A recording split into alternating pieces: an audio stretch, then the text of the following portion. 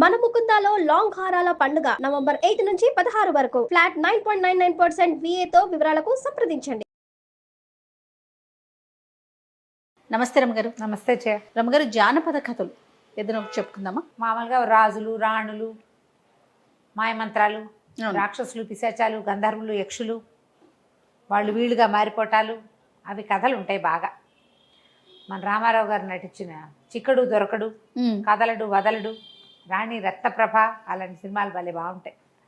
పెద్ద లాజిక్ ఉండదు కథలో, లాజిక్కి బాగా అందవు. సరే ఇప్పుడు మన లేటెస్ట్ సినిమాలు లేటెస్ట్ కథలు కూడా లాజిక్లు లేనివే కదా. ఎక్కడి నుంచి ఎక్కడికో ఎలా వెళ్ళిపోతాడు, మన సంగీతం ఇంకో రాష్ట్రంలో వాళ్ళకి ఎలా అర్థమవుతుంది, అలాంటి బోల్డ్ ఉంటాయి లాజిక్లు. ఎవరు అవే పట్టించుకోరు, చేస్తాం కథలు కూడా వినేస్తూ ఉంటాం. కొంచెం అలాగే కొంచెం లాజిక్ ఉన్న ఒక కథ చెప్తాం. తండ్రి కోసం. పూర్వం ఒక రాజుగారు ఉండేవాడు, కేశవ వర్మ ఆయన పేరు. ఒకే ఒక కొడుకున్నాడు నిరంజనుడు. ఒకనాడు ఈయన నిరంజనుడు ఒక 10 ఏళ్ళ పిల్లాడిగా ఉండగా అడవికి వెళ్ళాడు వేటాడడం కోసం. సరే వేట పని అయ్యింది. ఏవో లేళ్ళు దుప్పుల్ని చంపారు, కొన్ని పులుల్ని కూడా వేటాడారు, ఏనుగు దంతాలు అవి దొరికినాయి. వీళ్ళన్నీ మోసుకుని వస్తుంటే ఒక యక్షుణుల సమూహం ఒకటి కనపడింది. గంధర్వకాంతలు, యక్షుణులు అనకూడదు, గంధర్వకాంతలు కనిపించారు. ఆ గంధర్వకాంతల్లో ఒక ఆవిడ పమిట ముళ్ళల్లో చిక్కుకుపోయింది. మిగిలిన వాళ్ళంతా వెళ్ళిపోయి ఈవిడ ఒకటి ఇక్కడ ఆగిపోయింది, చీర సవరించుకుంటుంది, తీసుకుంటుంది ముళ్ళల్లో. రాజుగారికి ఎదురుపడింది. రాజు చాలా మైమరిచిపోయాడు ఆవిడని చూసి. ఆవిడని బతిమలాడాడు, నువ్వు ఎంతో అందంగా ఉన్నావు, మా అంతఃపురంలో ఉంటే మా అంతఃపురానికే కాంతి, మా అంతఃపురానికి రా, నాతో రా నాతో రా నాతో రా అని వెంబడబడ్డాడు. ఆవిడ చీర చెంగుబుచ్చి చేసుకున్నాడు. ఆమె విదిలించుకోపోయింది, ఆయన వదిలిపెట్టలే.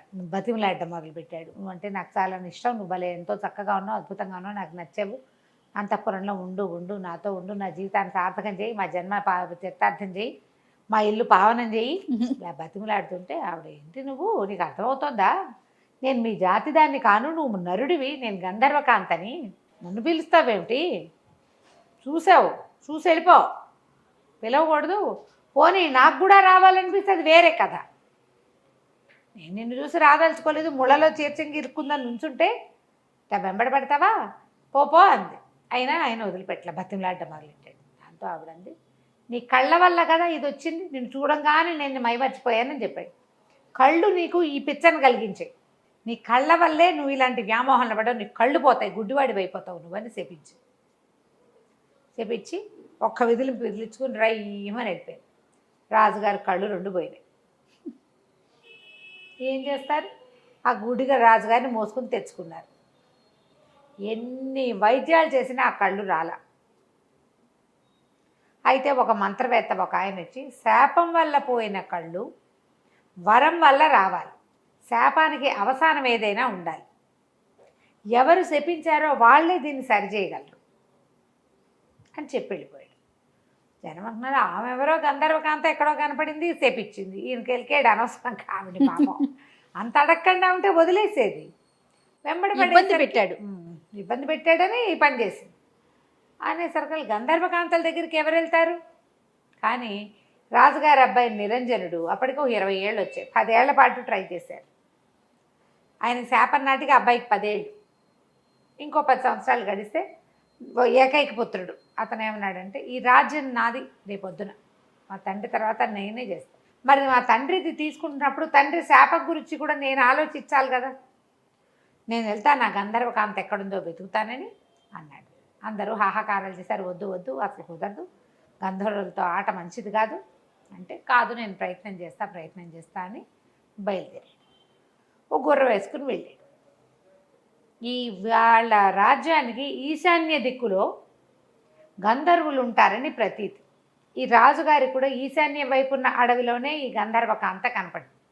ఈశాన్యం వైపుకి వెళ్ళిపోయి ఇక ఆహారం తెచ్చుకున్న ఆహారాలన్నీ అయిపోయినాయి. పళ్ళు గిళ్ళు ఏమీ లేని ఒక పెద్ద చెట్ల తోపులోకి ప్రవేశించాడు. నీరసానికి కళ్ళు తిరిగిపోతున్నాయి అబ్బాయికి. పడుకుందామని పడుకున్నాడు. స్పృహ తప్పిపోయాడు, ఇంచుమించుగా నిద్ర కాదు అది, పడిపోయాడు. అయితే ఏమైంది, అతనికి మెలకు వచ్చేసరి కల్లా అతని పక్కన ఒక బ్రహ్మాండమైన ఆకారంలో ఉన్న ఒక రాక్షసి కూర్చుంది. ద్రాక్ష పళ్ళని ఇట్లా చిరిపి ఇతను నోట్లో పోస్తాం. ఆ నోట్లోకి ఆ రసం వెళ్ళేసరికి షుగర్ తగలంగానే ఓపిక వచ్చి కళ్ళు తెరిపిల్లు పడ్డాయి. అక్కడి నుంచి అన్నీ పట్టుకొచ్చి తినిపించింది. వీడికి ఓపిక లేదు, అది ఎవరో భయపడేంత ఓపిక లేదు అతనికి. భయపడడానికి కూడా కొంచెం సత్తా కావాలి, అదే సత్తు లేదు. పళ్ళన్నీ తినిపించింది, దానిమ్మ గింజలు ఒలిచిపెట్టింది, మామిడి పళ్ళు తీసి పెట్టింది. పళ్ళన్నీ తిన్నాడు. ఎవరు నువ్వు అన్నాడు. నేను ఒక రాక్షసిని, నువ్వెవరు ఏమిటి అని అడిగింది. నేను నా పేరు నిరంజనుడు, ఫలానా రాజుగారి అబ్బాయిని. మా తండ్రికి శాపం తగిలింది, దాన్ని నివారింపజేయడానికి వెళ్ళాను. నీకు గంధర్వులు ఉండే వనం తెలుసా అంటే, గంధర్వులను కలుసుకోవాలంటే గంధర్వ లోకానికి వెళ్ళాలంటే నువ్వు ఆకాశంలోకి వెళ్ళాలి, నేల మీద నడిస్తే ఎలా కుదురుతుంది అంది రాక్షసి. అలా కాదు, నీకేదో శక్తులు ఉన్నట్టే ఇక్కడ ఒక్క పండు లేని ఇక్కడ ఇన్ని పళ్ళు పట్టుకొచ్చి తినిపించావు, నాకు సహాయం చెయ్యి అన్నాడు. చెయ్యంటే సరే ఆలోచించి రాక్షస ఏమందంటే, నేను గంధర్వ లోకంలోకి నాలాంటి వాళ్ళకి ప్రవేశం ఉండదు, తీసుకెళ్ళి బయట దిగబడిస్తా, మరి ఆడిన వాటి తప్పకుండా నేను కోరిన కోరిక తీరుస్తావా అందు. నువ్వు ఏమడిగినా తీరుస్తా, గంధర్వ లోకంలో వదిలిపెట్టున్నాను అన్నాడు. సరేనని ఈ రాక్షసి ఏం చేసింది, ఇతన్ని ఎత్తుకుని తీసుకుపోయి గంధర్వలోకపు వాకిట్లో వదిలిపెట్టింది. నువ్వు లోపలికి వెళ్ళొచ్చు, మానవులకు ప్రవేశం ఉంది, రాక్షసులకు ప్రవేశం లేదు, నేను ఇక్కడే ఉంటాను, నువ్వు పోయిరా అనేసరికల్లా సరే ఏం చేశాడు, లోపలికి నడుచుకుంటూ పోయాడు. ఎంత బాగున్నాడో కుర్రాడు. ఈ కథల్లో రాకుమారులంతా భలే బాగుంటారు ఏమిటో. ఎంతో బాగున్నాడు. గంధర్వ కాంతలు ఎందరో కనపడారు. ఎవరితో వీడిని పిలిపించుకుంది అని చెప్పుకుంటున్నారు. సరే ఒకళ్ళిద్దరు సాహసించి, ఎవరబ్బాయి ఎక్కడి నుంచి వచ్చావు, ఏ ఊరు మీది, ఎవరి కోసం వచ్చావు అని అలా పలకరించారు. పలకరిస్తే ఒకళ్ళు సరస్సల్లాపలాడతారు, ఫ్లాటీగా బిహేవ్ చేస్తారనమాట. వాళ్ళు వీళ్ళు, అబ్బో భలే బాగున్నావు, ఏది ఇట్రా ఒకసారి, ఆ చెయ్యెత్తు అది ఎత్తు, కత్తుందని నీ దగ్గర, ఇలాంటివేవో కబుర్లు చెప్పారు, మాట్లాడిచ్చారు. మాట్లాడిస్తే సరే ఒకళ్ళిద్దరు అన్నారు, ఇత ఎంతసేపు కవ్విస్తే ఎట్లా, పాపం మానవుడు, వీడికి ఆహారం చూద్దామని తీసుకుపోయి ఏదో తిండి పెట్టారు. తిండి పెడితే అడిగారు, ఎందుకు వచ్చావు ఏమిటంటే, మా తండ్రికి ఇట్లా కళ్ళు పోయినాయి, ఒక గంధర్వకాంత మా నాన్నని చెప్పించింది, మరి ఆయన కళ్ళు మళ్ళీ వచ్చే మార్గం కోసం వచ్చాను అని చెప్పాడు. అప్పుడు వీళ్ళంతా ఆలోచించుకున్నారు, ఎవరు మనలో ఎవరైనా మానవుణ్ణి శపించింది ఎవరు చూసి, అప్పుడు గంధర్వ రాజకుమార్తె పుష్పోత్తమ ఆవిడ పేరు, ఆవిడే చీర ముళ్ళల్లో చిక్కుకున్నది ఆవిడకి. ఆ కబురు ఈ కబురు చేసి పుష్పోత్తమని పిలిపించారు. ఆ పుష్పోత్తమ వచ్చేసరికల్లా అప్పుడు ఈ కుర్రాడు అడిగాడు, మా నాన్నని మీరు తెప్పించారు కదా, ఆ శాపం పోగొట్టే అవసానం ఏదైనా చెప్పండి, కళ్ళు లేక మా నాన్న చాలా బాధపడుతున్నాడు మరి అని అడిగేసరికల్లా ఆవిడ ఏమందంటే, నా వెంటపడ్డాడు, లేకపోతే నేను చెప్పించేదాన్ని కాదు, రా రా రా అన్నాడు, ఆ కళ్ళ వల్లే అతను ఆ వ్యామోహంలో ఇరుక్కున్నాడని నేను కళ్ళు పోవాలని చెప్పించాను. సరే ఓ పని చేస్తా, నేను ఇప్పుడు వచ్చి శాపాన్ని నివారించలేను అని తలలోంచి ఒక పువ్వు తీసిచ్చి, ఈ పువ్వు పట్టుకెళ్ళి, ఈ పువ్వు కళ్ళకి తగిలిస్తే అతనికి చూపు వస్తుంది. కాకపోతే ఒకటే నియమం, ఈ పువ్వు తీసుకెళ్ళి కంటికి తగిలించేవాడు ఆడి తప్పకూడదు. వాడు అబద్ధం ఆడాడా లేదా ఆడిన మాట తప్పాడా కనబోతుంది మళ్ళీ. ఆడి తప్పని వాడు అయి ఉండాలి ఆయన, అలాంటి వాడైతేనే ఈ పువ్వు పనిచేస్తుంది. సరేనని పువ్వు చేత్తో పుచ్చుకున్నాడు. బయటకు వచ్చేసరికి రాక్షసి సిద్ధంగా. సరే రాక్షసి, నువ్వు ఎంతో మంచి పని చేసావు, నీ వల్ల నాకు మా నాన్నకు సహాయం లభించింది, ఇప్పుడు చెప్పు నీకేం కావాలో చెప్పు, ముందు నన్ను మా ఇంటి దగ్గర దింపన్నాడు. ఊరు దాకా తీసుకెళ్ళాక వెళ్ళొస్తాను, నీకేం కావాలో చెప్పు అన్నాడు. నన్ను పెళ్ళాడు నువ్వు అని అడిగింది. అది 10 అడుగుల ఎత్తుండి, వాన పొట్టుండి, భీకరంగా గుడ్లు బయటకు వస్తున్న లాంటి కళ్ళు, కోరలు, చిర్ర జుట్టు, ఇనపగదల లాంటి జబ్బలు కాళ్ళు కలిగినటువంటి బ్రహ్మరాక్షసి. నన్ను పెళ్ళాడు, పెళ్లి చేసుకున్నాను.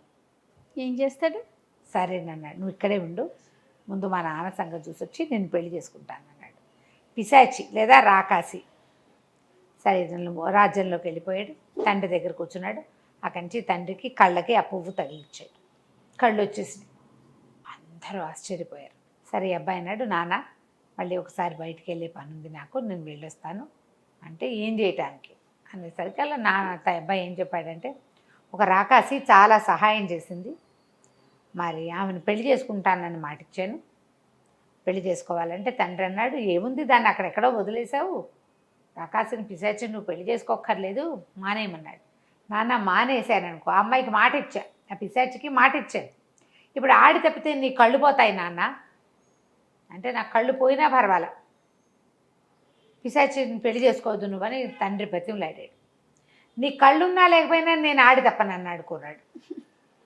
ఆడి తప్పకూడదు, మాట్లాడాను, చెప్పాను, సత్యవాక్కులు పాటించాలి అని చెప్పి అవి వెళ్ళిపోయాడు.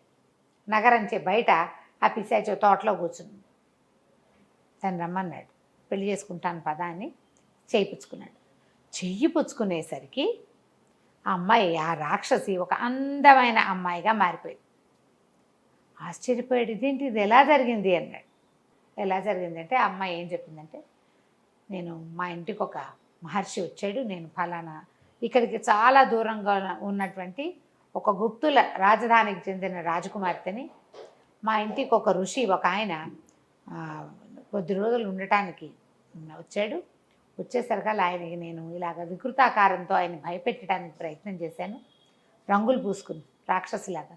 దాంతో ఆయన, నువ్వు ఏ రూపంతో నన్ను భయపెట్టాలని చూసావో అలాంటి పిశాచి రూపం నీకు వచ్చేస్తుందంటే ఈ రూపం వచ్చింది. మా నాన్న అందరూ బతిమలాడారు. ఎలా శాపావసానం అంటే, ఎవరైతే ఈ వికృతాకారంలో పిల్లని పెళ్లి చేసుకుంటానంటాడో, వికృతాకారం చూసినా సరే, అప్పుడు శాప విమోచనం అని చెప్పాడు. ఎంతో కాలం అక్కడ ఉన్నాను నేను అడవిలో. ఎప్పటిదో ఈ కథ, మా రాజ్య గీజ్యం అంతా పోయి ఉంటుంది. వాళ్ళు ఏమైపోయారో కూడా నాకు తెలియదు. నేను చాలా కాలంగా ఉన్నా, ఎవ్వడు నన్ను పెళ్లి చేసుకోవడానికి ముందుకు రాలేదు. నీకు సహాయం చేశాక నువ్వు ఆడి తప్పవన్న నమ్మకంతో నిన్ను అడిగానని చెప్పి, దాంతో ఇతను అమ్మాయిని చక్కగా చేతులు పుచ్చుకుని ఇంటికి తీసుకుపోయి, ఇదే నేను ప్రేమించిన ప్రేయసి పిశాచి అని చెప్పి అందరికీ ఆ అమ్మాయిని హాయిగా పెళ్లి చేసుకున్నాడు. తండ్రికి కళ్ళు వచ్చాయి, ఇతనికి భార్య కూడా వచ్చింది. తర్వాత నిరంజనుడే ఆ రాజ్యానికి రాజై ఎంతో కాలం పరిపాలించాడు. కథ కంచికి మనం ఇంటికి. నమస్తే రమ్మగారు. నమస్తే.